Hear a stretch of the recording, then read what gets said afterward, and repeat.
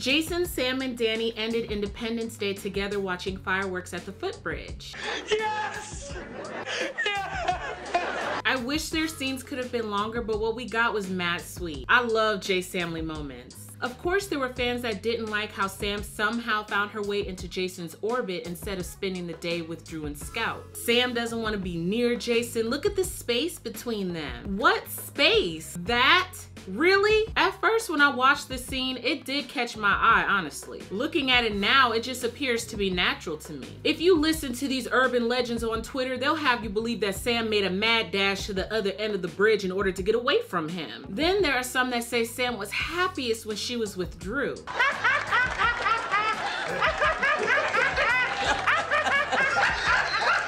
All right, I concede. Sam was never happier than when she was with Drew.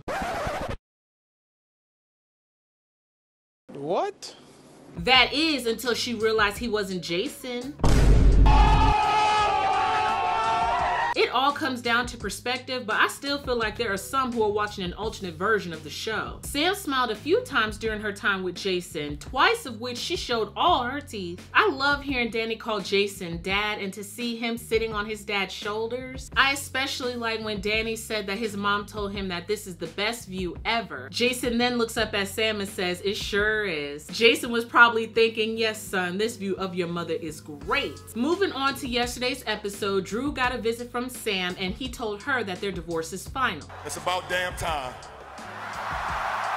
I wish I had more time to express all the ways in which I don't care. I don't give a damn about Sam and Drew as a couple, and apparently neither do the writers. I made a video back in March explaining why I will never ship this pairing. Their scenes yesterday just reaffirmed my position. I don't feel anything from Drew. I'm not captivated by his performance. It's been said for years that Jason acts like a robot, and it's true. Yet when it comes down to the people that Jason loves, when it truly matters, those emotions are there. His feelings are present in his eyes without him having to say a word, and Jason pulls me in. I did try explaining this to my husband, who still thinks Jason is an emotionless robot. So again, it's a matter of perspective. And from my view, Drew is as dry as a bone. Some fans have been wondering if the actor has mentally checked out from the role or if he is purposely portraying the character in that way. If so, then he is a good actor indeed for making me feel bored to death by watching his character. Sam's in tears yet again, like the night when Drew walked out on her. Girl, would you stop all that crying? Stop it.